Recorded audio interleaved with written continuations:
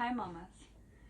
So today we're going to talk about how to continue your yoga practice and still embrace the ever-changing body that you have.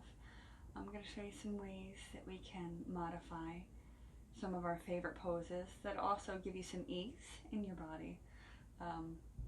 I can talk about some ways, other ways you can welcome in these changes and supporting you and baby, because I have 2 hip injuries, so there are some things I just can't do right now, but I can talk you through them any day. So first, if you have a big pillow or a bolster and a blanket handy, I like those as a general basis, but you may find they make life a little more comfortable. For instance, when your glutes would normally be in contact with your heels, take your folded blanket and give yourself a little more space. You find your hips might even like it a little better. Your knees might like it better. So that's an option for you at any time, when you'd be sitting on your heels. It can even include child's pose. So child's pose, you're still gonna aim your big toes towards each other and bring your knees apart, definitely wider than the belly. You might actually create some space between your heels depending on what's comfortable for you. And as your belly grows, that means your face is going to be further away from the mat. So that's where that pillow or bolster comes in handy.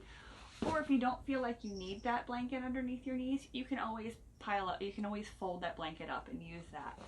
But I'm a big fan of getting that bolster underneath the chest and bringing your cheek along the side of the bolster. So you can stretch those arms long and still have your face facing down towards your mat. And just breathe. And if you find that you've got too much space and so you're getting pressure on your low back, you can bring that bolster down a little bit and support your belly a little bit. Or you might find that you need to wrap your blanket around a couple blocks instead, because you don't need quite as much lift yet. And that's okay. So you're going to ease yourself back up, roll the bolster out of the way, move the blanket if you feel like it.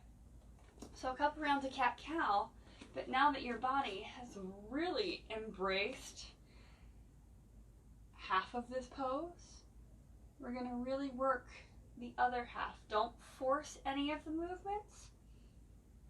I'm going to keep everything welcoming to the body. So that's one of the beauties of injury, as well as the wonders of pregnancy, is you still have your yoga practice just enough to feel the shift. Work to lift the chest up more than make the back arch. Move with your breath if you can. Really engage your core without squeezing too much. So think of that space that's 2 inches below your belly button. Scoop that in and up to really target the core without squeezing and causing unnecessary tension, including in your pelvic floor.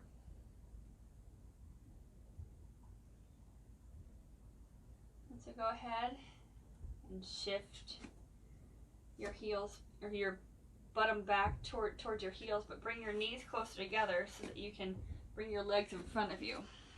So you might find, and I've got to take this carefully, that I'm going to leave my knees high right now. Bringing the feet together feels great for the body, especially as the hips want to spread and make room for baby. So it helps our low back to release. You can do this both from a seated position or reclined on your back. If you have tight hips, like my injured ones, you can put a bolster right under the knee to let the body relax and release. I'm actually even going to shift over and use the wall for the other knee. And I can just let this release Work to keep that spine long. If it feels like you're putting too much work into it, bring it down to the floor. And ease yourself back down to the elbows first. And then I like to slide my elbows out to ease myself down. So you want to walk your feet back towards the crease in your glutes. And bring, if you need it, the blocks of the bolster. I gotta scoot closer to the wall. Maybe bring one hand onto baby and one hand onto heart. And just notice the sensations there. And then shift your hips back ever so slightly and notice that your low back can just melt into the mat.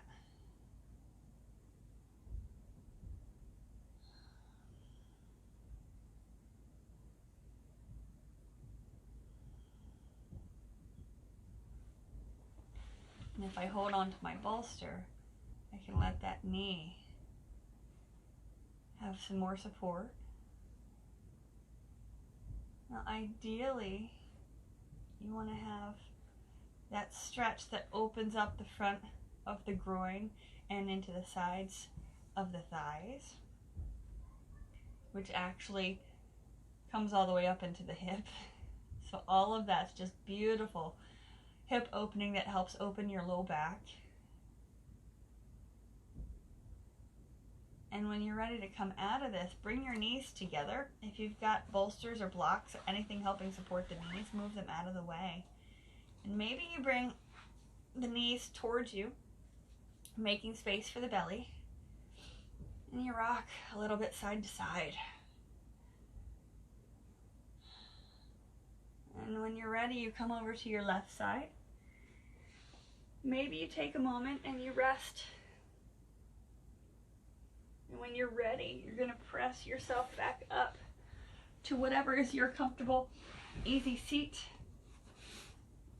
Oh. Whatever that looks like today. Just as all of us, every day looks different in our practice. Every day feels different in our practice. It's always changing. Sometimes it's just a matter of how we slept the night before. And sometimes it's a matter of somebody wanting to use our bladder as a trampoline. Every practice is different. Embrace the journey. Every day is an adventure, right? Namaste.